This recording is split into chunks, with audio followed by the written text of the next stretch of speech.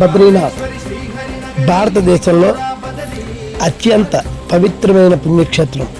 ఇది హిమాలయాల్లోని ఉత్తరాఖండ్ రాష్ట్రంలో అలకనంద నది ఒడ్డున ఉంది. హిందువులు ప్రసిద్ధి చార్ధామయాత్రలో ఇది ఒకటి. ఇది విష్ణుమూర్తికి అంకితం చేయబడిన 108 దివ్య దేశాలలో ఒకటి. ఇక్కడ మహావిష్ణువు స్వయంగా సృష్టించిన శాలిగ్రామ బద్రీనాథుడిగా పూజలు అందుకుంటున్నాడు.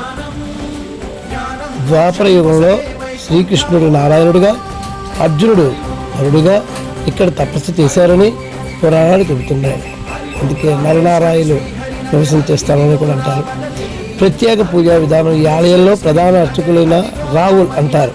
ఈ శంకరాచార్యుల కాలం నుండి వస్తున్న ఆచార ప్రకారం ఈ అర్చకులు కేరళకు చెందిన నంబూద్రి బ్రాహ్మణులు మాత్రమే ఉంటారు.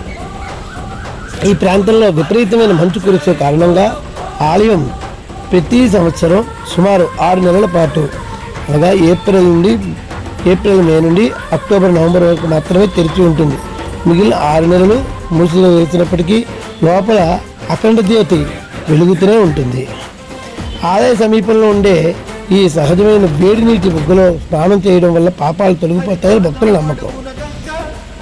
ఈ ఆలయంలో పూజల్లో ప్రత్యేక బద్రీ తులసిని బ్రహ్మకమలాలను ఉపయోగిస్తారు.